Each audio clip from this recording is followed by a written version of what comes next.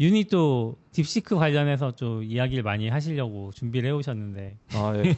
아니, 많이까지는 아니고 지금 그 딥시크에서 그 자기 오픈 인프라 인덱스라 그래가지고 자기들이 사용하는 그 오픈 그 레포지토리 같은 걸 오픈 소스화 했거든요. 근데 그게 문서만 있는 거 아니에요? 문서랑 코드까지 다 같이. 코드도 같이 예, 들어가 있어요. 오. 다 코드도 있고 막 자기 그 프로파일링 그 뭐 성능이 개선됐으니까 그 성능에 대한 프로파일링 그 덤프까지도 다 올려놨더라고요. 원하면은 알아서 프로파일링해서 봐라. 우리 이렇게 타이트하게 시스템 없이 잘 유틸라이제이션 좋게 썼다 이런 거 그런 식으로 되어 있긴 했었어요. 그래서 되게 인상 깊고 개인적으로 전 이걸 왜 들여다봤냐면은 저도 이제 원래 ML 쪽 계속 일을 했지만 또 인프라도 했지만 LLM 넘어가면서 완전 미지의 영역이 되긴 했거든요. 그 LLM 인프라, LLM을 서빙하는 인프라 말이죠. 그렇죠. LLM을 서빙하는 뭐 챗GPT부터 인프라부터는 거의 미지의 영역이고 도대체 어떤 짓을 하는지 저도 잘 알 수가 없었는데 그래도 딥시크가 서비스가 어느 정도 챗GPT 비슷한 성능이 나오고 실제 서비스도 하잖아요. 심지어 앱스토어나 이제 안드로이드도 그랬을 것 같은 거 1위까지 찍었었죠, 미국에서. 맞아요. 화제성 때문에 뭐 걔 지금도 사람들이 얼마나 쓰는지 모르겠지만 그래서 찍었고 근데 얘네들이 자기네들이 그 어떤 엔지니어링을 했는지 약간 오픈 소스 진영에 약간 그 바람을 일으키기 위해서 자기 걸 공개했고 읽어보면서 되게 멋지다라는 생각했어요. 그냥 야 뭐 약간 AI 패권 전쟁 이런 건 모르겠고 그냥 이분들이 얼마나 엔지니어링 쪽으로 되게 열정 있는 분인가를 약간 느껴지는 것도 있긴 했었던 것 같아요. 네, 그래서 한번 얘기를 해보면 좋겠다라고 생각해서 저도 이제 자세히 이해하는 건 아니고 여기 내용들이 잠깐 모델링 쪽의 최적화 혹은 되게 GPU와 맞닿아 있는 그 커널 쪽의 최적화 혹은 네트워크 카드의 통신 쪽 최적화 메모리 액세스 최적화 이런 것들이 많이 들어가 있어서 저도 일종의 어플리케이션 엔지니어 어플리케이션 만드는 그 소프트웨어 엔지니어이기 때문에 자세히 이해는 못했지만 그래도 이런 류의 최적화를 하는구나. 그리고 내가 더 빠르게 만들기 위해서 이런 식으로 계속 디깅 해겠구나 이런 걸 이해할 수 있어서 되게 재밌는 공부였던 것 같아요. 근데 자세히 이해는 못했어요. 뭐 더 자세히 이해하려면은 시간 갖고 하나하나씩 논문도 읽고 그렇게 해야 될 것 같기는 하다라고 생각을 하고 그래도 제가 링크 공유해놨는데 한번 보시면은 이제 처음에 얘네들이 소개를 하는데 어떤 식으로 소개하냐면 우리는 되게 작은 팀이다, 타이니 팀이라고 하고 그 AGI 탐색에 도전하는 작은 팀이고 2025년 4월 20일부터 매일 하나씩 5개의 레포지토리를 공개하겠다라고 하고 마지막에 그 원몰딩 해서 총 6개가 공개가 되긴 했어요. 원몰딩 했죠. 네. 그리고 되게 멋있게 느껴지는 건 우리가 뭐 대단하다는 걸 주장하기보다는 단순히 개발자로서 우리의 진전을 투명하게 공유하고 싶다라는 걸 했고 뭐 다 믿을 수는 없겠지 어쨌든 나름 진정성 있게 이런 의도를 했고 그리고 우리는 그리고 실제 프로덕션에서 테스트를 거친 거고 공허하게 그냥 공허한 소리가 아니라 진짜 우리의 작은 꿈을 앞으로 나아가게 만든 진지한 코드다 이런 식으로도 말했고 되게 멋있지 않아요 벌써? 멋있습니다. 네. 그리고 이것도 멋있었어요. 그리고 왜 이런 걸 하냐 그럼 그 공동체 추진력이 돼 이 여정이 가속화 되기 때문이라고 하고 매일 새로운 변화가 시작될 것이고 약간 그 커뮤니티 기반 혁신을 위해서 이런 걸 한다. 그리고 뭐 우리 서로 열정을 나누고 지식을 공유하자. 막 이런 식으로 써놨었어요. 물론 뭐 그런 거 되게 재밌더라고요. 예, 어쨌든 그렇게 뭐 화두를 꺼낸다는 것 자체가 어디까지 진심 뭐 약간 자기네 오픈 소스에서 뭐 그걸 힘을 얻어가지고 패권 경쟁을 하는 걸 수도 있지만 어쨌든 오픈소스 진영을 보면 이런 공개를 해준다는 것 자체는 좋은 거 아닌가라는 생각하게 됐습니다. 그랬고 얘기 시작이었어요. 그래서 이제 첫 번째 공개된 게 플래시 MLA라는 게 공개가 MLA? MLA라는 게 공개됐는데 이게 상당히 그 머신러닝 쪽의 내용이긴 해요. 지금 그 LLM이라는 게 트랜스포머 모델이 엄청 커진 구조이거든요. 근데 그 트랜스포머 모델에 그 어텐션 레이어라는 부분이 있어요. 여기서 좀 슬슬 어려워지는 느낌이긴 한데 네. 근데 그 어텐션 레이어의 메모리를 되게 효율적으로 쓰기 위해서 여러 가지 작업을 한 거를 이제 공개를 해준 거예요. 왜 그 레이어만 그렇게 효율적으로 하는 거예요? 왜 그 레이어만 효율적으로 그 레이어가 왜 타겟이었는지가 궁금해요. 저도 그게 왜 타겟인지는 잘 모르겠지만 네. 거기가 메모리가 제일 많이 사용하는 부분이었지 않았을까 아. 생각하기는 해요. 그래서 MLA가 뭔데요? 그 멀티 헤드 레이턴트 어텐션. 근데 이거를 알려면은 이 어텐션 레이어라는 걸 이해하긴 해야 되거든요. 그러니까 뭔가 레이어의 이름이에요. 그 어텐션이라는 게 원래 그 모델에서 쓰던 어떤 맞아요. 뭐 이렇게 컴포넌트 뭐 쉽게 얘기하면 그런 부분인데 어쨌거나 뭔지 모르지만 멀티헤드, 라텐드, 어텐드다 이건 어텐션 거네요. 그게 이제 어텐션 이 네. 어텐션을 구현하는 여러 베리에이션이 있을 텐데 얘네들이 한 거는 멀티 헤드 레이턴트 어텐션 이게 논문 같은 게 있던 것 같더라고요. 그래서 요거를 하는데 이걸 쓸 수 있는데 이제 플래시 MLA를 쓰면은 자기네들이 이 메모리를 작게 쓰기 위해 되게 많은 그 노력을 엔지니어링을 한 걸 설명으로 있고 이걸 구현체까지 공개가 돼 있는 거예요. 그래서 이제 잘 돌이켜 보면은 맨날 나균님이 올라마 같은 거 돌리면서 로컬에서 메모리 많이 잡아먹는다 고 그렇게 말 많이 하셨잖아요. 그래서 오늘 공개되는 걸 이 공개되는 거 계속 보면은 메모리를 아끼기 위한 테크닉이 진짜 많이 들어가 있어요. 그래서 제가 이해하기로는 컴퓨팅도 컴퓨팅인데 결국에 메모리를 아끼는 게 그 LLM 서빙에 되게 중요한 영역이구나라고 생각했어요. 그럴 것 같아요. 왜냐면은 이거를 조금 설명해 보면은 예를 들어서 지금 671B잖아요. 그 딥시크 R1 모델이 671B라고 하는데 671빌리언 모델인데 얘가 FP8 정도 되면은 제가 기억하기로 한 700기가 정도 되거긴 하거든요. 그거 낮아야지 400기가 될 거예요. 그거 돌리려면 아까 얘기했던 512기가 정도는 VRAM이 나와야지 겨우 돌려볼 수 있는 거거든요. 근데 그것도 심지어 돌리면은 VRAM GPU 다 쓰기 때문에 한 명밖에 못 돌려요. 동시에 여러 명이 쓸 수 없다는 거죠. 그러니까 이런 거를 글로벌 서비스를 한다는 그 스케일 자체가 사실 우리가 웹 서버는 그렇진 않잖아요. 그러니까 한 대로 돌려도 뭐 사실 앞에 엔진엑스 같은 거만 붙여도 물론 그냥 루비 이런 거 프로세스 올려놓으면은 10명만 들어도 뻗거든요. 그렇게 안 하고 엔진엑스 같은 거 붙여놔도 꽤 많은 사람들 들어와서 사용할 수 있단 말이에요. 근데 우선 글로벌 서비스는 아닙니다. 뭐 그렇긴 하죠. 왜냐하면 저기서 공개된 글 중에 뭐 비용 이야기 보면 새벽 시간 트래픽이 줄어든다고 하는데 글로벌 서비스는 그럴 일이 없죠. 왜냐면 한국 아시아 기준으로는 저녁에 떨어지지만 사실 진짜 글로벌이면 미국은 그때 올라와 있어야 되기 때문에 심지어 딥시크는 차단도 많이 돼가지고 그 효과일 수도 있죠. 네. 어쨌든 근데 중국만 해도 트래픽이 꽤 크죠. 근데 잘은 모르겠지만 아무튼 그래도 불구하고 얘기하신 것처럼 중국만 해도 큰데 어떻게 그런 서비스를 구축하냐고 생각했을 때 여기서부터 이제 막히는 거지. 기존의 엔지니어 관점에서 봤을 때는. 저도 그래서 완전 너무 막혀서 너무 궁금했는데 이걸 읽으면서 약간의 힌트는 있었어요.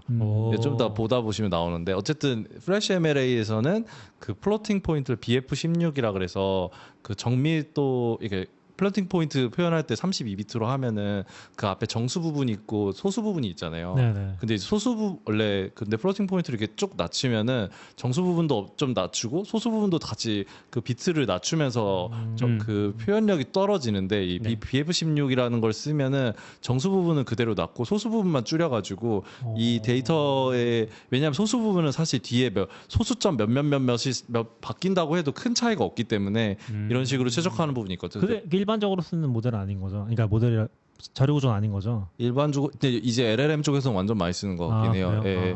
근데 저 여기서 보면은 8비트도 쓴다 그러고 BF16도 쓴다 그러고 막 이런 얘기 하는데 왜 이게 바뀌는지는 저도 잘 모르겠어요. 어쨌든 여기서 그 플래시 MLA에서는 BF16 같은 거 쓴다고 했고 그리고 페이지드 키밸류 캐시라 그래서 이 어텐션 레이어에서 데이터가 그 키랑 밸류 값을 가지고 그거를 이제 들어오는 토큰이랑 뭐 이렇게 계산을 해가지고 다음 값을 연산하는 부분도 있는데 이거를 이제 블록 사이즈 64로 나눠가지고 작은 블록으로 저장할 수 있게 하고 그 밑에 뭐 그 저장할 때 그 시퀀스의 길이가 서로 다른 입력들이 오면은 이게 원래 가장 긴 거로 해가지고 나머지는 패딩 처리해가지고 뭐 이렇게 처리하고 이런 것도 있는데 이런 거를 이제 가변적으로 처리할 수 있도록 해가지고 또 메모리도 아끼고 뭐 좀 약간 저도 추상적으로 이해한 부분이라 가지고 그리고 엔비디아 커널 쪽에서 최적화하는 걸 또 해가지고 이 플래시 MLA 어텐션 레이어 처리할 때 더 호퍼 GPU에서 더 잘 돌게 최적화도 했다고 하더라고요. 그래서 호퍼 GPU가 뭐예요? 우리가 H100, H800 이런 거 할 때 그 H가 호퍼고 그게 제너레이션이에요. 네.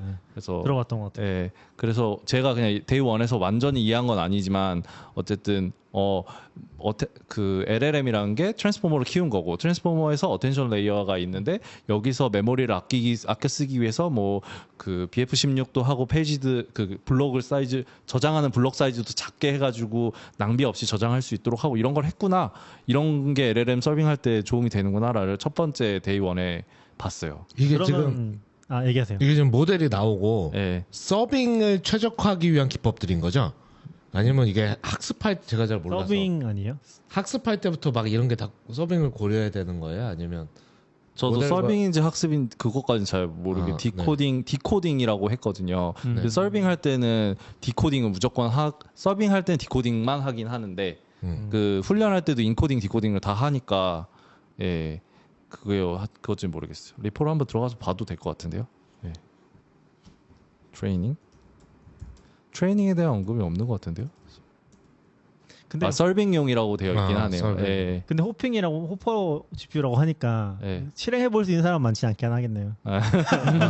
리ኳ이어먼트에 호퍼 맞아. AWS에서 받을 수 있지 않아요? 그런가요? 돈만 내면 받을 수 있는. 런팍 같은 거 있으니까 뭐 네, GPU 굳이 서빙해 주는 애들 해볼 수 많잖아요. 있기는 하겠네요. 맞아요. 리콰이어먼트가 호퍼 GPU, 쿠다 12.3, 파이토치 2.0 이상 이렇게 돼 있네요. 어떤 결과를 얻을 수 있는 건지 잘 모르겠지만 어쨌건 네. 어쨌든 호퍼가 없어도 어쨌든 이런 식으로 최적화를 하는구나만 알아도 뭐 우리나라에도 손 좋은 엔지니어들이 다 똑같이 구현해낼 수 있지 않을까 생각도 들기는 해요. 네. 그런 게 들었습니다. 그리고 두 번째 날에 공개된 게 딥EP라 그래서 이게 5일에 걸쳐서 예고하고 하루에 하나씩 공개한 맞아요. 거죠? 네, 맞아요. 그렇게 됐고 좀 너무 깊이 들어간 것 같아서 좀 짧게 말해보면은 딥EP는 익스퍼트 패러럴리즘의 약자인데 EP가 그 MOE 다들 들어보셨나요? MOE? 아니, 드러머 Mixture of Expert? 그렇게 말하니까 어디서 들어본 건 적은 있는 것 같은데 그 말이? 이게 LLM 모델이 그 MOE가 적용이 되는 게 이제 정확하게 LLM 기법 중에 하나인데 예를 들어 라마 같은 경우는 MOE가 없어요. 적용이 안 됐어요. 그 안에 그 MOE라는 거는 그 전문가 그 딥러닝 모델을 약간 몇 개의 전문가 영역으로 나눠 놓는 거거든요. 그래서 예를 들어 법률 전문가 쪽 뉴럴 네트워크, 뭐 시사 전문가, 연애 전문가 뭐 이런 식으로 전문가가 나눠져 있어요. 추상적으로 보면 하나의 모델 안에? 네, 하나의 모델 안에 그게 그럼 내가 법률을 물어보면 법률 쪽만- 전문가가 나와서 대답을 해주는 거예요? 법률 쪽만 액티베이션 돼가지고 되는 거예요. 근데 이거 저도 궁금했는데 어떻게 이걸 나눠서 하지라고 궁금했는데 이게 선택사항이라고 하더라고요. 데이터셋에서 애초에 그거를 레이블링을 그런 식으로 해가지고 특수 분야의 전문가를 만들 수도 있고 그냥 랜덤하게 해가지고 그냥 뉴런넷에서 알아서 그냥 전문 분야가 만들어지기도 할 수 있다고도 하더라고요. 어쨌든 그런 LLM에는 전문가로 나눠가지고 그러니까 딱 예측이 들어가면 이게 누가 대답할 게 맞냐고 하면 그 전문가만 나오고 혹은 그랑 다른 애 두세 명이 같이 나와서 말하고 뭐 이런 식으로 되어 있기는 하거든요. 근데 라마는 공개될 때 MOE가 적용이 안 돼 있었어요. 그래가지고 인퍼런스를 하면은 그 400빌리언이 전부 다 액티베이션 된다고 들었거든요.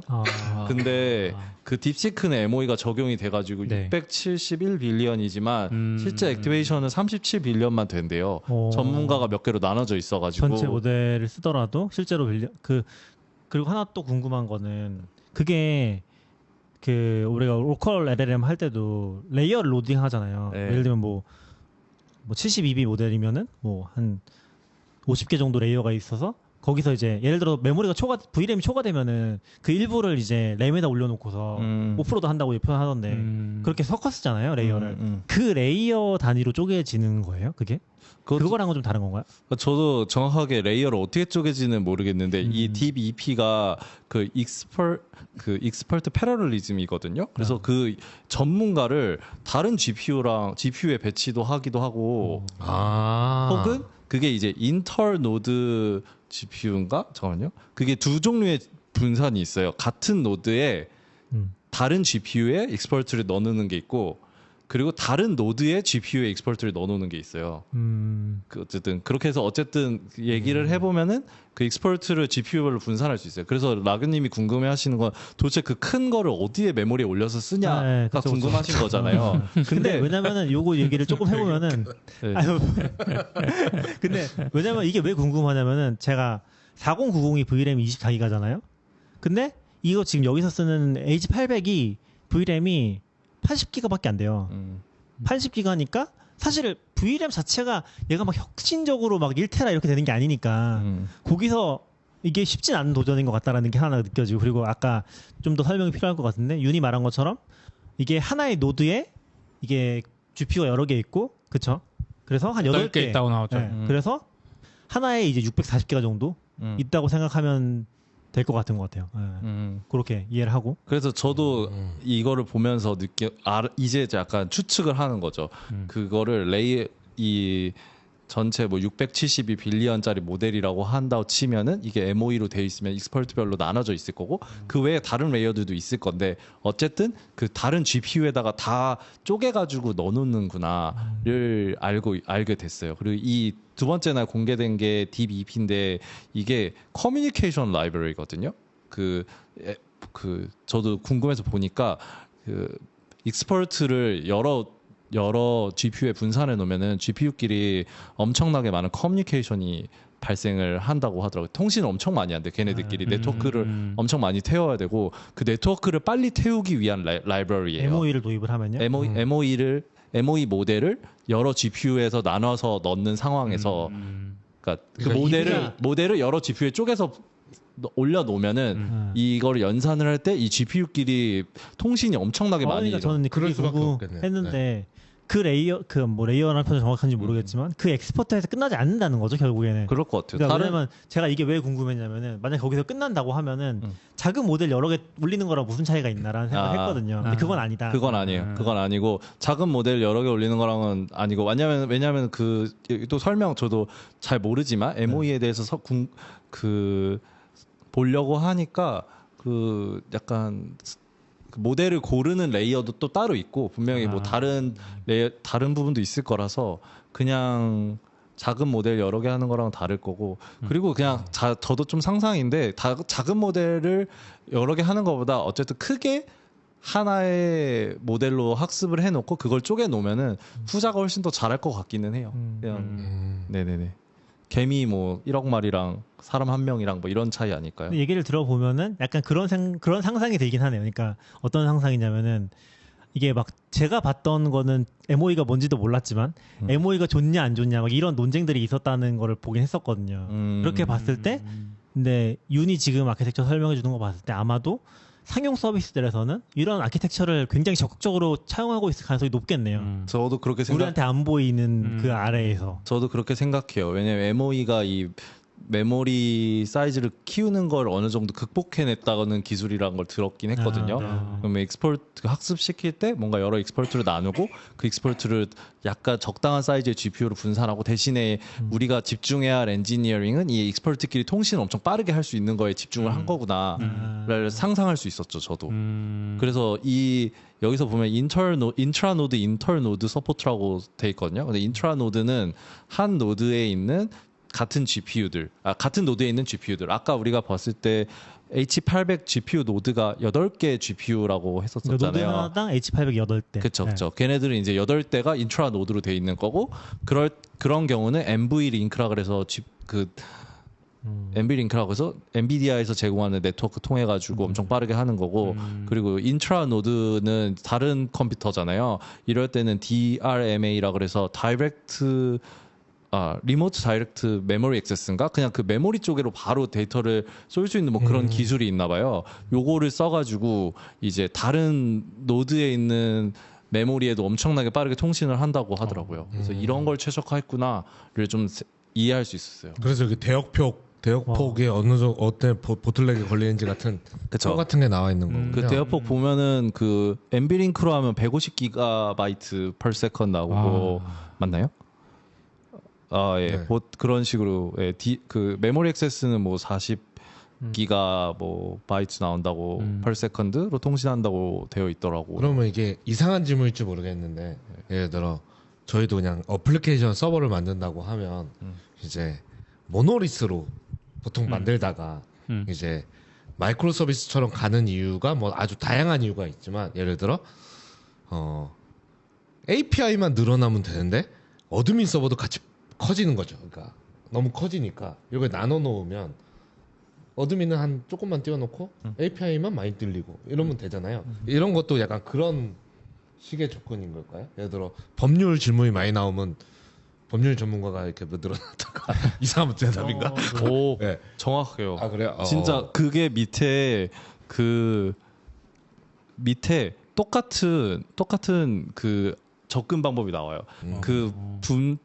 어떤 GPU가 분벼요. 그럼 그 GPU에 올라가 있는 메모리를 팩을 해가지고 다른 GPU에 똑같이 올린다고 해가지고 그 GPU를 HPA라고 한다고 할 수 있죠. 그렇게 해서 그 부하를 전문 용어 아니에요?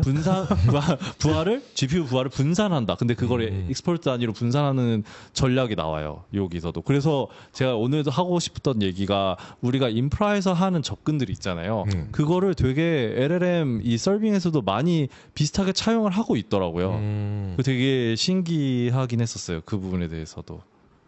네. 갑자기 한데? 하늘에서 떨어진 기술은 아니니까. 맞아요. 네, 맞아요. 콘텐츠에 있는 거니까. 신기는 한데 인프라 엔지니어가 했을 것 같지는 않다. 그런 느낌은 좀 있는 것 같아요. 왜냐면 우리가 지금 그래픽 카드 8개 안 묶어서 그렇지. 예전에 비트코인 하던 사람들 열심히 그래픽 카드 8개 묶어가지고 노드 하나에 하고 있었고. 그거랑은 다를 거예요. 그걸 전문적으로 하던 중국의 그 최고를 하면 그 인프라 엔지니어죠. 근데 저는 그거랑은 다를 저는 거예요. 그거 그래픽 카드 8개 묶는 거 인프라 엔지니어죠. 왜냐면은 그거는 그 채굴은 제가 봤을 채굴은 그 PCI 있잖아요. 우리가 노트 컴퓨터에 쓰면은 걔가 1X만 있어도 된다고 했거든요. 한 개당. 왜냐면은 그게 느려도 되는 게 독자적으로 연산하는 거기 때문에. 근데 그거는 뭐 우리 이야기 아까 말했는데 NV링크나 이런 기술이 다 있었던 거는 옛날에 결국 뭔가 다른 쪽에서도 우리가 지금 클라우드에서 너무 편하게 생활해서 그렇지 이걸 인프라 엔지니어들이 다 해왔던. 저도 인프라 엔지니어들이 어쨌든 엔지니어들이 그냥 하는 것 같아요. 그럼 클라우드 엔지니어는 아니다. 자기가 안 해주려고 지금. 클라우드까지 잘 모르겠어요. 또 저희 안 해주시려고. 근데 얘네들이 원래 플라이하이어잖아요. 얘네들이 그 딥시크 만드는 회사가. 근데 얘가 하이 프리퀀시 트레이딩 하는 회사인데 초고단타 예전에 초고단타 맞아요. 초고빈도 매매라고 예전에 제가 플래시보이즈 말했는데 그거 중국에도 하고 있고 한국도 지금 거래소 하나 더 오픈되면 될 수도 있는 그거를 주로 했던 애들이 있긴 했죠. 근데 그런 거 할 때 쓰던 되게 로우 레벨 커널 기술이라든가 메모리 액세스 기술이 혹은 네트워킹 기술이 약간 비슷한 결이 있었을 수도 있다고 생각해요. 그 중국의 엔지니어들이 그래서 이걸 되게 빨리 잘하지도 않는다. 또 그리고 약간 플라이하우가 좋았던 거는 그 초단타 매매를 머신러닝 기반으로 했다고 들었거든요. 그래서 약간 뉴럴넷에 대한 이해도 좀 있었던 거죠, 얘네들이. 그리고 기술도 있고 뉴럴넷도 있고 뭐 돈도 많다고 하니까. 옛날부터 GPU로 이거를 그 회사 자체가 했었죠. 꼭 LLM 때문만은 아니고. 맞아요.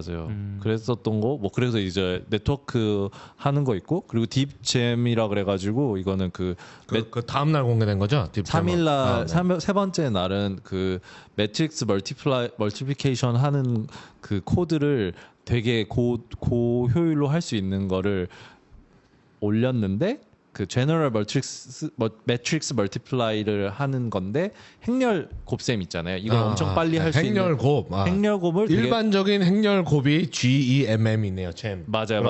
네. 딥은 그냥 지네 프로젝트 이름이네요. 딥이 뭐 그런 거 아니고. 근데 여기서 좀 특이한 건 아까 우리 MOE 얘기했잖아요. 그 MOE 할 때 이 잼을 좀 빨리 할 수 있게 좀 특화해서 했다고 하고 그리고 아까 플로팅 포인트 8 이것도 또 메모리 아끼는 거죠. 플로팅 포인트 8. 아까 처음에 나온 거. 네.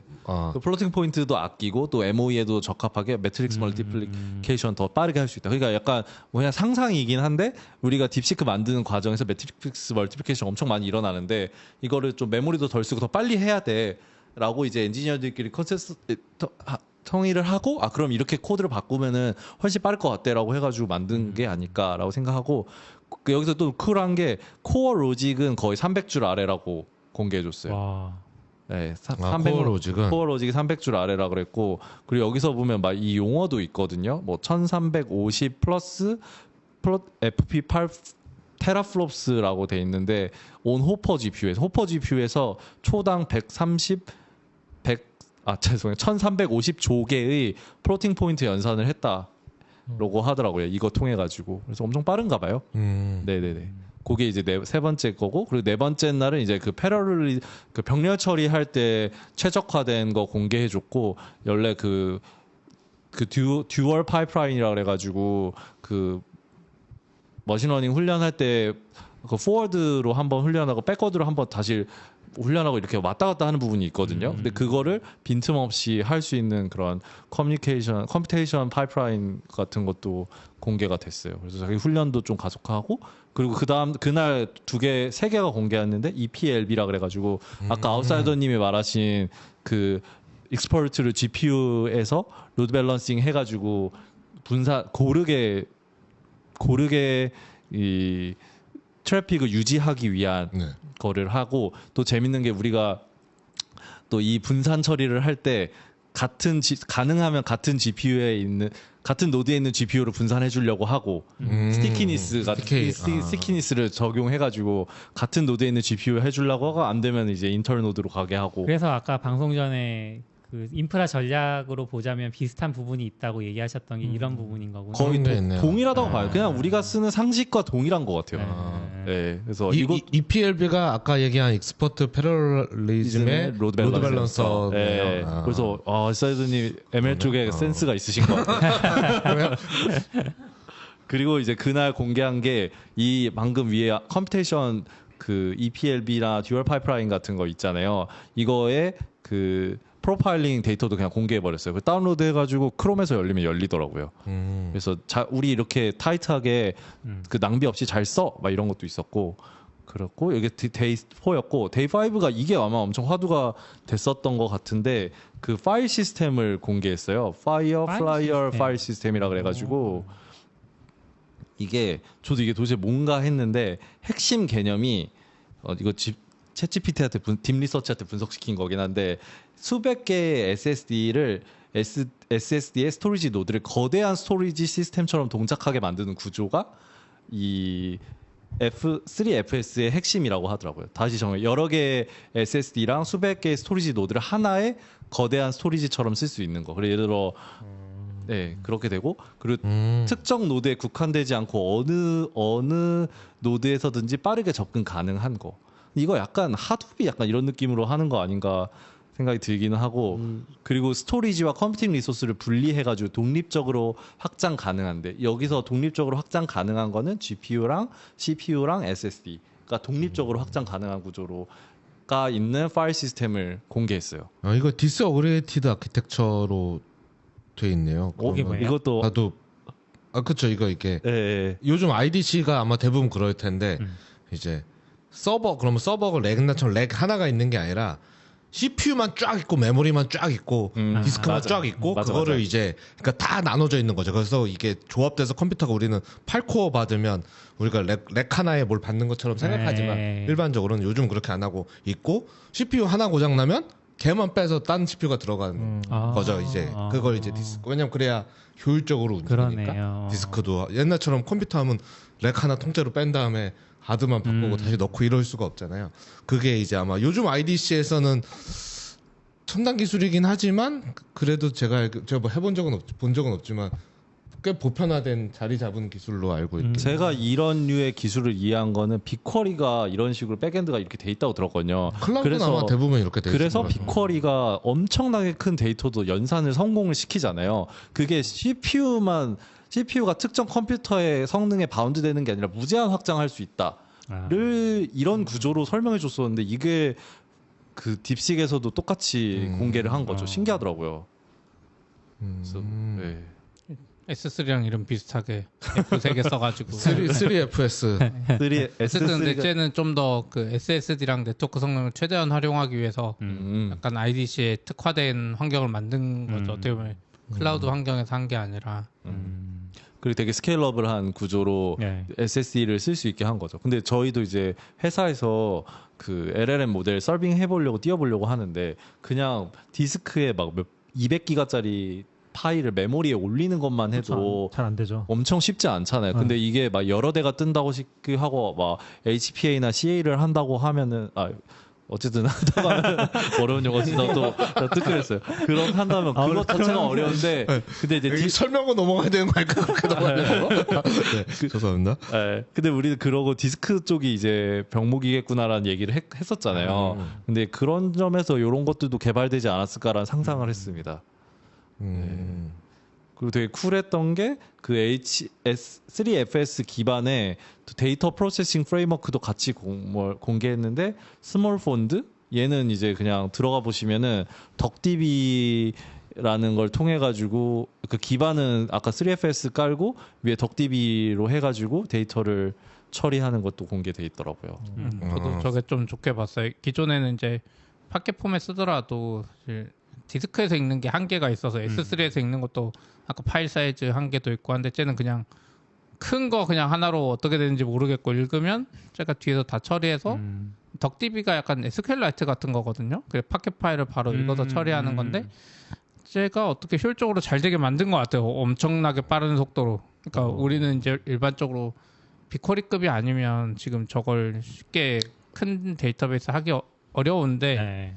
아마 저 기반에 제가 봤을 땐 3FS가 핵심인 것 같아요. 덕DB는 약간 그 위에서 쿼리를 좀 쉽게 해주는 정도? 그러니까 파켓 파일 SQLite 파켓 파일 읽어서 SQLite로 좀 쉽게 해주는 정도인데 그냥 파일 기반이라서 뭐 확장 가능성이 무한할 수도 있는데 저도 저게 조금 관심이 가긴 했어요. 그래서 아까 오면서도 이야기했는데 AWS가 이거 빨리 어떻게 해갖고 올려주면 지금 겪고 있는 데이터 빅쿼리 경쟁이 안 되는 걸 좀 해결해 볼 수 있는 건지 아닌지 좀 궁금했어요. 그러네요. 여기 뭐 보면 스케일러블 페타바이트 스케일이라고 나오잖아요. 네. 근데 아테나나 지금 AWS 아테나나 뭐 레드시프트 이런 애들 아무리 인스턴스 올려도 아까 말한 대로 결국 그 사양의 한계에 부딪히거든요. 엄청나게 조금만 많은 엄청나게 많은 페타바이트 수준도 아니야. 제가 몇 테라바이트만 돌려봐도 속도가 느리고 뭔가 한계에 부딪히는데 네. 빅쿼리는 그런 느낌이 없잖아요.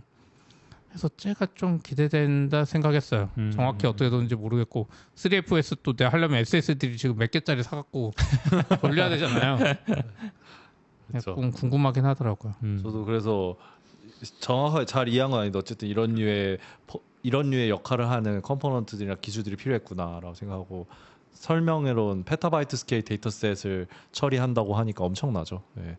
그럼 AWS에서는 일라스틱 스몰 폰드 이렇게 나오는 거예요? 뭐 그러든지 하겠죠, 뭔가. 근데 그게 해결해 줄 수 있으면 진짜 근데 아마존 입장에서 네. 땡큐죠. 근데 보통 이게 오픈 소스여도 이게 스몰 폰드 자체 이름은 보통 트레이드마크 같은 거라서 그래요? 다른 걸로 쓱 바꾸겠죠. 한데 뭐 딥시크는 그런 거 신경 안 쓰니까 안 쓴다고 하면 그대로 할 수도 있죠. 네. 10가지가 이제 5개 다 공개되고 이제 마지막 one more thing으로 나왔던 게 이제 인퍼런스 시스템 오버뷰인데 이것도 엄청 화두가 많이 됐는데 인퍼런스가 서빙하는 네 맞아요. 거죠? 서빙 시스템 오버뷰인데 이게 되게 화두가 됐던 게 이제 설명을 좀 드려보면은 뭐 마지막에 한 거는 뭐 아까 말한 그 익스퍼트 패러럴리즘이라든가 아까 그 커뮤니케이션 그 더 빠르게 하는 오버랩 시켜가지고 커뮤니케이션 오버랩 시켜가지고 더 빨리 하는 기술이라든가 로드 밸런싱 같은 거 해가지고 뭐 이런 설명 같은 걸 하고 마지막에 우리가 H800 노드에서 초당 7073K 인풋 73,000개. 예, 73,000개 그리고 아웃풋으로는 14,000개의 토큰을 처리하는 거를 초당 7만 인풋 14,000 아웃풋 토큰 처리하는 거를 달성을 했고 이걸로 우리가 딥시크를 서빙을 하니까 코스트 프로핏이 545%라고 이익률이 545%라는 거죠. 네, 그러니까 그쵸. 정리하면 H800 노드 하나에서 네. 이 H800 노드 노드 하나가 8개 있어요. 노드라는 건 GPU가. H800 그 GPU? GPU가 8개 들어 있는 네, 그렇죠. 예. 거를 이제 한 노드라는 거죠. 그러니까 그 노드 하나로 H800 그죠. 근데 그 H800 8개에서 예. 1초에 인풋이 73,000개, 예. 아웃풋이 14,000개를 처리한다라는 그쵸. 거죠. 근데 네. H800이 제가 아까 찾아보니까 대충 한 3천만 원이고 8개 있으면 지금 2억 200, 4천? 2억 4천. 278개가 최대라고 했으니까 2,224개가 필요한 거네요. 얼마라고요? 3천만 원? 하나에 3천만 원. 그래서 제가 대충 계산해 보니까 아까 낙교님이 뭐 겨우 이 정도라고 말했는데 한 8천억 되는 거예요. 아니, 제가 겨우 이 정도라고 한 거는 300대로 돌렸다고 생각을 한 거죠. 네. 300대도 그러니까 H 800 300대로 300대였어도 1000억인데 어쨌든 노드였으니까 뭐 그게 결국 겨우 8000억으로라고 말하는 거랑 비슷한 게 약간 겨우 8000억이라고 한 건 아니고 두 개 다 스케일이 다르죠. 8배가 다른데. 그리고 이제 제가 말한 거는 갑자기 그 생각 나네요. 데이터도 겨우 30조 약간 그런 얘기하잖아. 약간 스케일이 다르고 그건 제가 잘못 이해한 부분이고 어쨌건 그렇게 보니까 그러면 뭐 좀 더 그럴 수 있지 않나 라는 생각이 하나 들었고 그리고 그러니까 여전히 신기하긴 한 것 같아요. 어제 글로벌 서비스에서 돌아간다는 게 그 안에서 굉장히 잘 분산되어 있는데 여기도 지금 윤님 얘기를 들으면서 조금 더 잘 이해하게 되긴 했는데 예를 들면 제가 이해하는 추상화 단위로는 도커 단위로 어떻게 쪼개져 있을까? 예를 들면 라우터가 그런 개념에서 있고 라우터가 있을 거 아니에요. 모델 레이어들도 사실 하나로 우리 추론 서비스 하는 거 보면은 하나가 도커로 올라가 있는 그런 개념일 수 있을 거 아니에요. 그렇게 분산이 되거나 확장을 하거나 뭐 쿠버를 쓸지는 모르겠지만 쿠버를 안 쓸 수도 있고 아예 안 쓸 것 같긴 하지만 그런 식으로 돼 있을 거 아니에요. 그렇게 구조를 보면은 훨씬 더 이해가 잘 될 것 같긴 하다. 이제 그렇게 그려진 건 아니잖아요 지금은. 맞아. 네, 그래서 그런 컨셉에서는 여전히 좀 궁금하긴 한데 생각보다 크고 생각보다 잘 돌아가고 그런 건 있는 것 같다. 근데 이게 진짜일까인지는 모르겠어요. 저도 너무 아까 그 오픈소스를 해서 고맙긴 한데 진짜 이게 이렇게 된다고? 그래서 저는 우선 이 서빙하면서 이렇게 많은 이득을 보고 있는지는 몰랐어요. 물론 이게 그 앞에 R1 모델이나 V3 모델 학습시킨 비용까지 포함된 건 아니고 그냥 우리가 월 구독료 받고 그걸로 서빙해 주는 거 비용으로 따지면 이 정도 이득이야. 그래서 전체 서비스 사업 비용이랑은 또 다른 것 같긴 해요. 그러니까 여기서도 지금 정확히 그걸 안 써놓긴 했는데 이 H800 GPU 한 대당 1시간 가격을 $2로 가정하고 있어요. 네. 빌려 쓴다고 가정했을 때. 대충 쳐면 한 $2 정도. 네, 그렇게 하고 계산하자. 하는 것 같아요. 네. 그러면 하루에 비용이 $87,000가 든대요. 그리고 지금 아까 CP도 얘기했었는데 한 달에 하루에 1억 가까이? 네, 하루 기준이니까. 그리고 아까 CP도 얘기했었는데 지금 이 트래픽 데이터가 여기에 그런 단서가 정확히 안 나와 있는 거 했었는데 UTC 플러스 8룰 기준으로 돼 있긴 하거든요. 그게 중국 시간대. 중국 시간이죠. 네, 그래서 이게 중국 데이터인가라는 생각이 들기도 하는 것 같긴 한 것 같아요. 왜냐면 다른 새벽 데서 시간에 다 차단했잖아요, 딥시크를 많이. 근데 미국 차단 안 됐을걸요 아직? 아니 그리고 잘 안 쓰고 사람들이. 아니 근데 글로벌 1위까지 그 미국 앱스토어 1위까지 찍었었는데. 앱스토어 1인 거랑 진짜 많이 쓰는 거랑 다르긴 하지만. 첫날은 찍고 돈 내야 되는데 막 그때 가입 안 되고. 하루에 중국 사람이 많이 중국어로 대답하고 막 그런데. 그러면 여기서 단순 계산했을 때 아까 $2로 계산했을 때 1억 87,000이면 한 1억 2천 나오잖아요. 하나로. 그러면 500%라는 건 6억씩 번다는 거잖아요. 하루에. 그러니까 이렇게 계산했을 때. 그렇죠. 이렇게 계산했을 때 효율로만 근데 그렇죠. 효율로 보면 6억씩 가장 피크라고 쳐도 6억이 그렇게 많이 결제한다고? 그러니까 중국 사람들 많이 왜냐면 우리 서빙할까요? 아니요. 근데 저게 딥시크 모델이 가격이 쌌잖아요. 다른 거 대비해서. 근데 딥시크 공짜 아니에요? 저도 공짜인 걸로 아는데 어디서 비용 가공한지 API나 뭐 API 비용이 27분의 1이었어요. 제미나이였나 오픈 AI 대비 27분의 1이었어요. 오픈 AI고 제미나이 너무 싸서 아닐까. 오픈 AI 27분의 1이었는데 그러고도 이만큼이라면은 어쨌든 근데 말하시죠, CPU. 저는 여기서 중요한 건 뭐냐면 오픈 AI가 작년 말이나 작년에만 해도 약간 돈 버리면서 서빙한다는 이야기가 많았고 투자금 뭐 몇천억 받아도 그거 다 서빙인지 훈련인지 모르겠지만 거기다 막 돈을 버리면서 막 할 때마다 손해라는 할 때마다 손해라서 돈을 계속 필요로 한다 막 이런 이야기 나왔는데 애들이 지금 이거 적어도 서빙에 한정이 있지만 우린 손해 안 본다 약간 이 느낌인 거잖아요. 그러면 약간 이게 이제 판도가 달라질 수 있는 그리고 또 반대로 이 정도면 우리도 서빙해 볼 수 있나 막 시도들도 해보는 것 같고 모델 성능도 나쁘지 않고 막 하니까 모델은 공개돼 있으니까. 근데 이게 뭐지? 사람들이 추정으로 계산한 거 말고 이렇게 비슷하게라도 공개한 게 없죠. ML 모델 서빙하는 좀 메이저 우리가 없는 것 없죠. 물론 약간 논문별로 있고 뭐 여기서 보면은 여기 되게 맞다 그걸 까먹었는데 이 공개되는 리포지토리 안에 들어가면 내가 어떤 리포지토리 오픈소스 리포지토리에서 영감을 받아서 했어 이 리포지토리에서 많이 차용을 해서 이런 걸 다 언급을 해주거든요. 그런 것도 되게 멋있긴 한데 그런 거 보면은 이제 공개된 정보인데 이걸 프로덕션에 적용해가지고 이렇게 성과가 나는 걸 보여준 건 전 처음이었던 것 같아요. 그러니까 뭐 다 공개된 정보지만 아무도 그렇게 조합해서 해보지 않았을 수는 있잖아요. 뭐 구글이나 지금 오픈 AI만 하고 있는 거고, 근데 딥식은 이걸 공개해버린 거죠. 그래서 시작할 때도 막 저희 프로덕션에서 테스트한 거라고 막 말하고 시작하는 게 그런 내용인 것 같아요. 저는 이게 비용을 상대적으로 비교해 볼 수 있는 게 결국 이 인프라를 다른 애들을 가지고 있지는 않잖아요. 딥시크를 저희도 띄워보려고 하지만 그럼 그 오픈 라우터에서는 결국 직접 서빙한 애들이 파는 가격이 있잖아요. 그리고 딥시크가 직접 API로 서빙하는 비용 그 가격 차이만 봐도 꽤 갭이 컸던 것 같거든요. 결국 그걸 서빙해본 애들은 어차피 그 서빙하면서 파는 거니까 이 정도 서빙하려면 이 돈을 받아야 된다라고 그렇죠. 하는 건데 거기서 결국 이 인프라 차이가 압도적으로 나는 게 아닌가 상대적으로 저도 이제 그 생각 좀 드는 것 같아요. 근데 자세히 안 봤었는데 여기 밑에 붙어보니까 정확히 나와 있겠네 하네요. 2월 27일부터 28일 UTC 플러스 8에 24시간 데이터 가지고 했을 때. 돈에 대한 건 아닌 거죠. 네? 돈에 대한 건 아니죠. 돈이 이게 돈이죠. 그러니까 네. 그 시간 동안에 그 돈을 쓰고 그 돈을 벌었다는 의미는 아닌 거죠.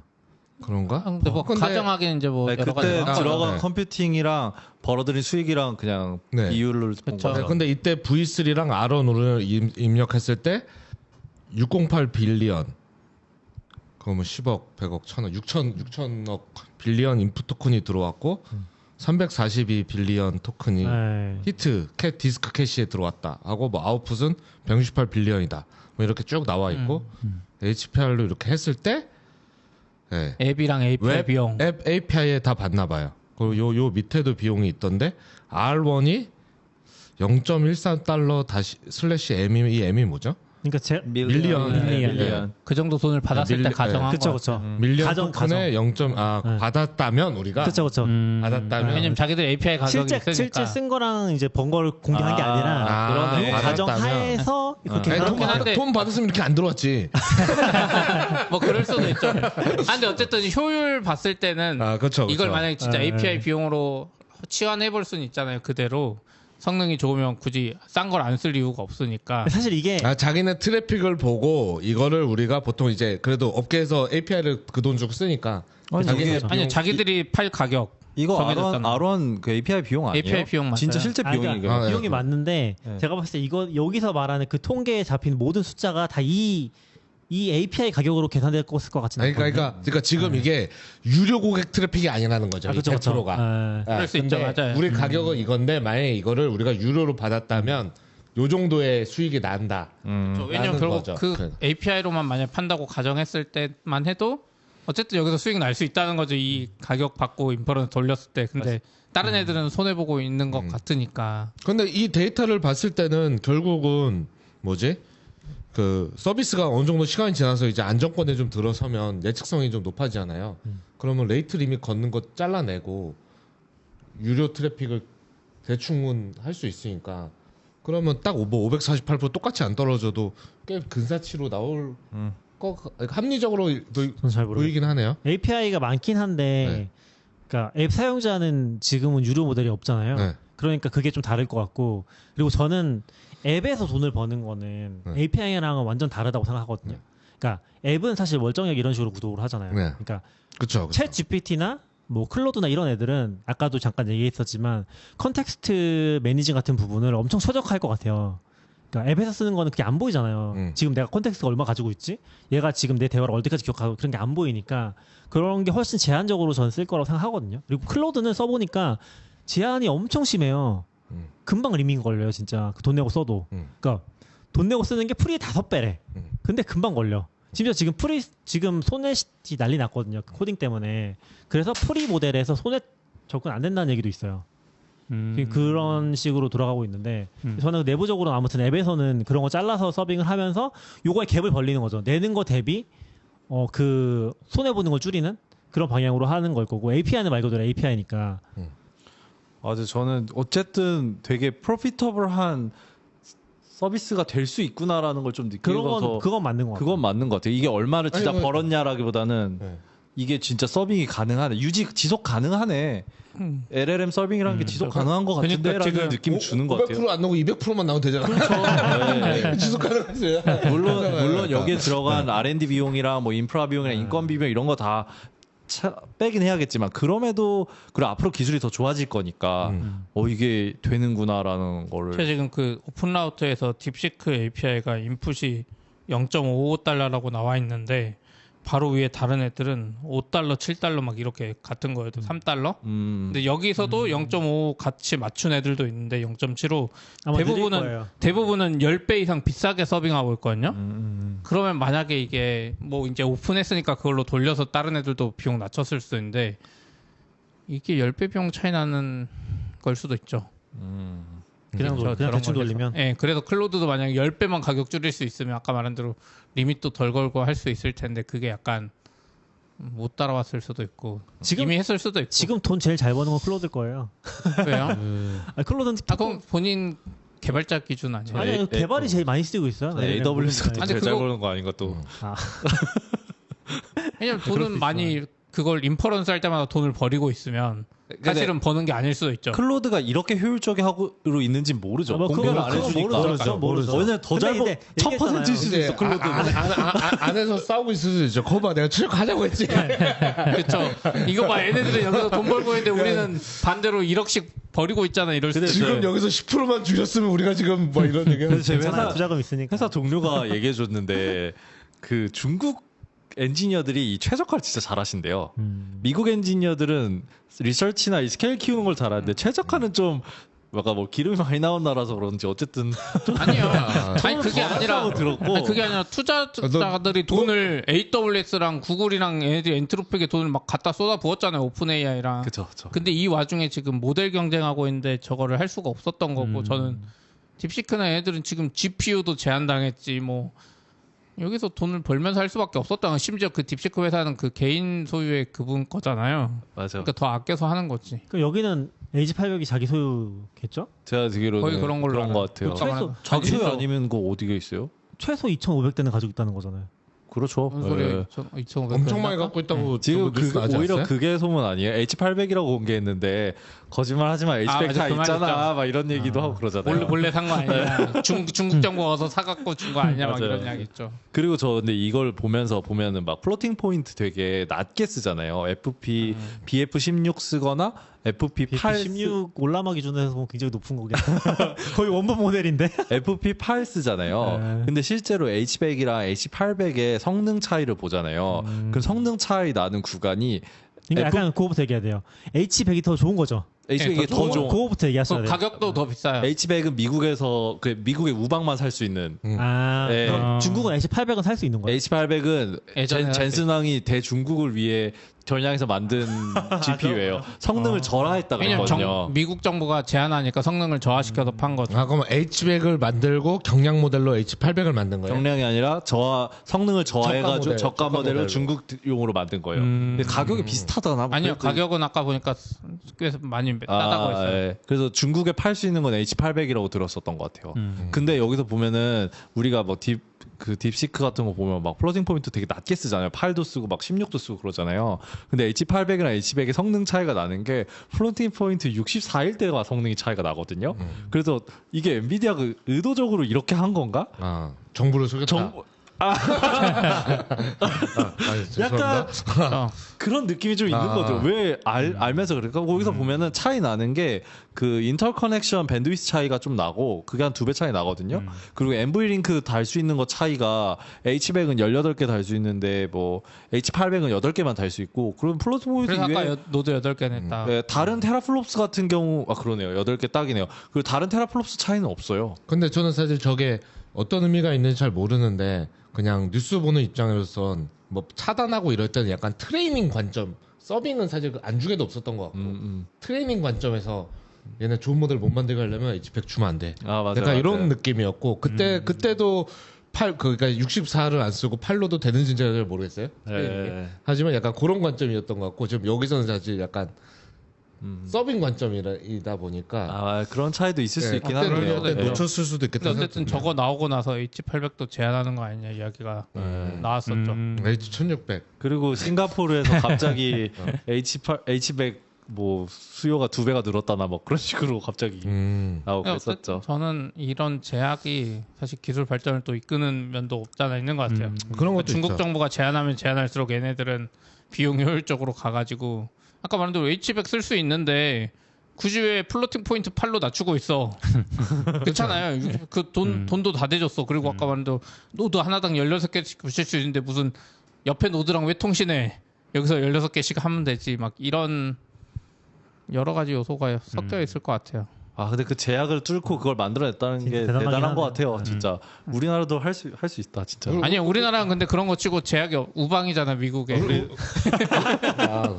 우리도 돈이 없어 근데. LTE랑 5G 빠르니까 초기 지연 속도 이런 거 솔직히 말하면 약간 덜 신경 쓰긴 하거든요. 근데 우리가 핸드폰이 극악이면 진짜로 그쵸. 최합수로 압축해가지고 맞아. 보내서 화면 띄우는 거 이런 거 연구하겠죠. 네. 그래서 글로벌 서비스 할 때 힘들다고 하긴 했던 것 같아요. 우리나라에?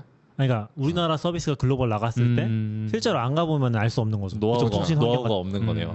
노하우도 없고. 웹페이지는 한 5메가쯤 하는 거지 원래 약간 이런 느낌도 있잖아요. 베트남 가면 영원히 걸리고 이제. 웹 사이즈 막 200기가, 200메가 이런 거, 200-300메가씩 웹 사이즈. 어이쿠 압축 안 하고 100메가짜리 이미지 올릴 걸 몰랐네. 이렇게 되고 막 이런. 우리는 H100도 많이 들어와 있는 걸로 알아요. 맞아요. 정부가 광주 가교연이나 이런 데 넣어줬고 맞아요. 혹은 NHN 클라우드나 이런 데 여러 데 의외로 H100이 많이 박혀 있고 근데 그래도 2,000대씩 가지고 있는데 많지는 않을 것 같은데. 2,000대는 없지만 어쨌든 없을 것 모델 학습하고 할 때는 좀 2,000대까지 필요 없을 수도 있는데 어쨌든 상대적으로 좋은 인프라 환경에 있는 건 맞죠. 그록이 20만 대인가 했다 그러지 않았었어요? 20만 대요? 예. 그 일론 머스크가 돈으로 근데 그때 때려부었네. 메타도 그렇고 사겠다는 했지만 샀다고는 안 했죠. 팔렸지는 않은 거 아니에요? 아니 그 그록은 그 20만 대라고 20만 대를 IDC에다가 만들었어요. 자기네들 9개월 만에. 그래요? 그러고는 뭐 그래서 그록이 지금 그렇게 빠른가 보죠. 네, 맞아요. 저 그록 쓰는데 그록 짐 리서치 엄청 빨라요. 그렇구나. 그러고는 이제 시작이긴 하지만 사실 이제 미 정부나 다름없잖아요. 저. 그런 거 아니에요? 아니요, 근데 앨런 머스크가 있어도 비용은 엄청 줄일 수도 있어요. 그렇죠. 근데 저는 얘네가 저는 사실 모델 나왔을 때는 신기하긴 한데 잘 몰랐고 그다음에 인프라를 공개했다고 해서 참 기대를 했는데 짜잔 나왔는데 뭔 소리야 이게 하고 넘어갔거든요. 이거 내가 기대한 인프라가 아니네. 그런 거 약간 넘어갔는데 윤희 설명해 주니까 이게 무슨 의미인지 조금 알겠네요. 저도 잘 이해한 건 아니지만 어쨌든 제 지식선에서 최대한 이해해 보려고 해보고. 예. 그래서 저도 잘 모르니까 저걸 다 해볼 수 있나 싶다가 저는 이제 데이터 관심 많으니까 아까 그 스몰 펀드랑 이런 거 해보고 싶은데 이게 SSD를 몇 개 설치해야 저게 성능에 의미가 있는 거야 이런. 이거를 근데 AWS가 해주길 기대해야 되나 싶기도 하고. 예. 왜냐면 저게 잘 만들면 빅쿼리의 비용이나 이런 왜냐면 여기도 데이터를 워낙 많이 로딩하고 막 쓰니까 약간 기대되긴 하는 것 같아요. 저게 진짜 기대되는 것 같아요. 전 개인적으로. 그렇죠. IDC에다가 SSD 깔고 S3FS 돌린 다음에 그렇죠. 거기다가 이제 데이터 이런 게 대량으로 확 긁어갈 때 예전에 좀 병목 걸리고 하던 거를 좀 해볼 수 있으니까 어떻게 보면 다른 서비스나 다른 데서도 좀 쉽게 적용해볼 수 있는 게 그나마 저거 아닐까 싶은 것 같아요. 뭐 학습할 때도 학습 데이터 훅 긁어가는데 제가 버텨줄 수도 있잖아요. 빅쿼리나 이런 거는 훅 긁어갔더니 10억입니다 뭐 이럴 수 있잖아요. 데이터. 그래서 이거 공개됐으니까 이제 쓰는 것도 나오지 않을까 생각도 드네요. 진짜. 전 빨리 AWS 해줬으면 혹은 다른 클라우드 중국 클라우드가 뭐 구현하고 있을 수도 있죠 저거. 뭐 그렇기도 하고 근데 저는 약간 이거 설명 듣고 나니까 이게 뭐 업계라는 게 뭐 한 회사만 갑자기 엄청 외계인 같은 기술을 쓰진 않고 접근 달라도 비슷하게 하니까 공개하면 안 됐지 사실 그 오픈 AI도 막 새 버전 나올 때마다 API 비용 막 토큰 계속 낮추잖아요. 네. 맞아요. 그러면 사실 상상으로는 이거 뭐 이 서빙 인프라에 뭐 했다 이런 생각은 많이 했거든요. 뭘 했을까가 궁금했었지. 맞아요. 근데 보면 이런 기법들을 비슷하게 계속 하고 최적화되면 그다음에 여력 생기면 조금 더 낮추고 그쵸. 계속 이러지 않았을까 이런 생각. 저도 그렇게 생각해요. 약간 어디 레이어에 메모리 많이 든데 그럼 메모리 또 최적화한 레이어 만들고 뭐 네트워크 더 빨리 할 수 있게 그 파이프라인 공백 여기 놀잖아 CPU 여기 더 꽉꽉 채워서 일해야지 뭐 이런 거 하고 그러지 않았을까 상상이지만 이거 덕분에 API 비용 더 많이 낮아지고 하면 좋겠네. 전 이거 보면서 예전에 클라우드 한창 갈 때 막 3개월에 한 번씩 S3랑 EC2 비용 낮추고 했던 시절인데 요즘에는 안 그러지만 이게 딥시크 덕분에 이게 인프라까지 보고 나니까 더 기대되는 것 같아요. LLM 더 싸질 수도 있겠구나. 저는 이거 약간 딥시크가 오픈AI한테 약간 돌 던지는 거 아니에요? 너네 돈 더 낮춰야지 더 싸게 할 수 있잖아. 오픈AI 지금 투자자한테 엄청난 압박을 받고 있는 그럴 수도 있어. 클로드랑. 근데 전 클로드랑 오픈AI는 시당초에 포지션이 좀 다르게 가는 것 같긴 한 것 같아요. 왜냐면 제미니 같은 애들이 엄청나게 싸게 지금 풀고 있긴 하거든요. 거의 제미니도 딥시크랑 비교하거나 그거보다 싼 정도로. 근데 제미니 플래시 이런 애들은 성능이 약간 떨어지잖아요. 그러니까 가격은 오픈AI나 그런 애들보다는 떨어지는데 그리고 그러니까 제일 보편적인 모델들은 따라갈 수 있는데 프론티어 모델이라고 하나 제일 좋은 거? 걔네들보다는 약하죠. 근데 그래도 비교를 했을 때 가성비는 뭐 이거는 뭐 말할 수준이 아닌 거죠. 그리고 빨라요. 레이턴시도 좋아요. 걔네들. 가성비는 말할 수준이 1초 이하. 다른 애들 다 3초대.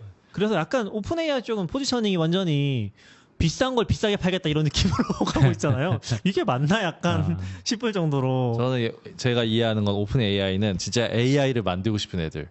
그리고 제미나이는 검색을 대체하고 싶은 애들. 그러니까 더 싸고 빠르게 만드는 데 집중하는데. 근데 뭐 당연히 기술도 지식도 좋아야 되고. 저는 이렇게 해야 되고. 클로드는 포지션이 잘 모르겠어요. 코드를 하고 싶은 건지. 클로드는 약간 기본적으로 그냥 앱을 써도 코딩을 하려고 해요. 그리고 MCP 그런 것도 약간 그런 뭐 약간 컴퓨팅 소프트웨어 엔지니어링 그쪽으로 좀 포지셔닝 하려는 것 같기도 하고. MCP 좀 봐야 될 것 같아요 앞으로. 근데 중국이 딥시크 클로드 같은 거 내놓으면 대박 치는 거 아니야? 소넷? 왠지 기대해보게 되는 것 같아. 이번에 그러네요, 좀 안타까워 진짜네. 아쉬웠던 게 클로드 3.7이 나왔잖아요. 3.5 가격이 안 떨어졌어. 그러니까 애들 여력이 없어. 지금 아니 3.5 애들 인프라가 못 받쳐주는 거지. 그럴 수 있죠. 3.7 안 올린 거에 감사하게 아니 진짜 비싸요. 딥시크 나오고 막 이러는데 여기서 가격 올리는 애는 도태될 수 있어. 근데 뭐 사실상의 디프리케이션 3.5에 대해서. 근데 3.5 아직 안 버렸고 수준은 있는 것 같더라고요. 근데 약간 좀 다른 얘기긴 한데 클로드의 포지셔닝이 재밌긴 한 것 같아요. 왜냐면은 의외로 잘 팔리고 있거든요. 그래서 지금 코딩 쪽은 거의 다 클로드밖에 안 쓰고 왜냐면 클로드는 문제를 풀 수 있는데 싸더라도 풀 수 없는 모델을 쓸 이유가 없는 거죠. 그런 느낌이 있어서 클로드 미만 잡인 느낌이긴 하거든요. 실제로 오픈 라우터 봐도 코딩이 제일 압도적이고 모든 용도에 있어서 그러니까 두 번째는 거의 롤플레잉 이런 쪽인 것 같아요. 근데 코딩이 압도적이고 그 중에서도 클로드랑 제미니밖에 안 쓰거든요. 그런 거 보면은 제가 원래 이걸 왜 얘기하냐면은 그 QM 모델 같은 걸로 코딩을 할 수 있다고 했었거든요. 공개된 모델. 알리바바가 거. 근데 아니야. 제가 집에서 못 돌리는 것도 있고 오픈 라우터 있잖아요. 돌려보면은 성능이 이거를 내가 돈 주고 로컬에 구축해 돌릴 정도는 아닌 것 같아요. 그래서 그게 압도적으로 차이가 나니까 그거에 대한 관심이 확 식긴 했어요. 그래서 저는 M3 울트라를 돈이 있어도 안 살 것 같긴 하거든요. 지금 입장에서는. 근데 확실히 클로드가 그런 걸 잘하는 포지셔닝을 잡았다는 건 신기한 것 같아요. 돈을 버는 입장에서. 우리가 장기적으로 보면 우리 개인 입장에서는 딥시크가 왕 먹기를 기대해야 되는 거 아니에요? 그럴 수 있죠. 직접 내가 로컬에도 돌릴 수 있고. 671B를 실제로 로컬에 돌릴 수 있으면 좀 그 게임이 달라지긴 하는 게 로컬에서 돌리는 거랑 클라우드는 좀 다르긴 하거든요. 뭐 여기 다 개발해 보시니까 알겠지만 남의 서버에 내 데이터가 가는 순간 그건 내 데이터가 아니야. CPU 워낙 잘하시니까. 아니요. 근데 저는 데이터 관점보다는 돈이 돈도 돈 문제지. 토큰 아까 보면 제가 아침에 뭐 개발 하나 하는데 $4 나왔다니까요. 근데 돈도 돈인데 제가 말하는 거는 기업에서 쓰고 싶거나 했을 때 딥시크 돌리는 게 훨씬 더 합리적일 수 있다는 거죠. 그렇죠. 왜냐하면 데이터가 나가는 것도 사실 민감하니까 아예 못하던 거를 거기서 아무리 아니라고 해도 뭐 진짜 클라우드 서비스 믿고 쓰는 정도 아니면은 원래 찝찝하죠. 라우터 통해서 나가는 순간 이거 어떻게 될지 몰라요. 그건 끝인 거지. 뭐 미국 반도체에서 뭐 해킹하네 이런 이야기 하고 있는데. 그래서 오픈 소스는 위대하다. 여기 보시면은 여기 커뮤니티 헬프 누가 해줬는지 오픈 소스 링크 다 걸어놨거든요. 이게 다 오픈 소스가 메타 X가 뭐죠? 이거 중국 업체인 것 같긴 한데. 그래요? 페이스북 메타가 아니야? 그 메타가 아니더라고요. 네, 중국 업체로 가던데요. 그래서 그러니까 중국에 저는 이게 여러 가지가 있어서 이러다가 중국이 조만간 GPU 만들겠어. 만드는 업체 있잖아요. 아니, 그러니까 하나 있었는데. 이제 그 범용처럼 약간 그 특화된 거 만들었는데 결국 다 실패한 것 같고 심지어 구글이 TPU 만든 것도 완전 뭐 잘 쓰이지도 않는 것 같은데 중국은 하드웨어 기술도 있으니까. 저는 그래도 오픈 소스는 위대했다. 근데 이렇게 공개한 거 좋네요. 이렇게 좋죠. 공개된. 얘네들 좀 잘하는 것 같지 않아요? 진짜 이거 보면은 그러니까 아니 이게 허풍이 아니야. 이게 오픈소스 하기 힘들어요. 제 아싸님한테도 예전에 우리 배포 솔루션 어떻게 해보자 했는데 사실 쉽지 않잖아요. 오픈한다는 게. 특히 안에서 쓰던 거를 오픈한다는 게 그렇죠. 사실 그래서 궁금했던 게 이름 앞에 다 딥을 붙였잖아요. 사실 우리가 딥이 ML 쪽에서 쓰기 시작한 게 딥마인드부터라고 알고 있는데 이렇게 딥을 이렇게 차용해서 자기들 마음대로 써도 되는 거예요? 아니 정확하게 딥은 뭐 딥러닝의 딥이 딥러닝. 큰 것 같아요. 딥러닝. 딥러닝 생각을 못했네. 머신 썼다고 지금 깊은 레이어의 딥인 것 같아요. 그렇군요. 약간 이거 중국에 대한 안 좋은 이미지 선입견이 있는 거죠. 그렇죠. 맞아요. 네, 반성하겠습니다. 아, 근데 좀 고래를 보니까 반가운 것 같아. 예전에 도커 생각나면서. 진짜 그러네요. 도커. 이 고래도 뜰 것인가? 새로운 예전 고래는 거의 새고래. 돈도 못 벌고 죽은 것 같은데. 그렇죠. 아니 그렇게 말하면 아싸님이 아직 죽지 않았습니다. 그래, 아직 안 죽었나요? 아직 아직 기능 개발 계속 하는 것 같던데. 아 근데 그 얘기도 해야 되는데 도커 죽은 날. 죽었나? 다음에 얘기하죠. 네, 뭐가 다음에 죽어요? 얘기하죠. 우리 서버 죽었잖아요. 그 업데이트 자동돼가지고. 그거 혼자 방송 켜서 좀 이야기해봐요. 혼자 죽인 거잖아요. 근데 좀 전에 도커 아직 안 죽였어 얘기하다가 갑자기 도커 죽은 날 얘기하자 그러니까. 그러니까 언제 죽었어? 나 무슨 도커 진짜 죽었나? 다음에 한번 얘기하시죠. 영경님이 3FS는 저장소에 셋업 가이드가 있다고 하니까 가이드도 한번 찾아보시면 좋겠고요. SSD가 한 2세대 있어야 제대로 테스트할 수 그럴 있는 것 거 아니에요? 같아요. 아마.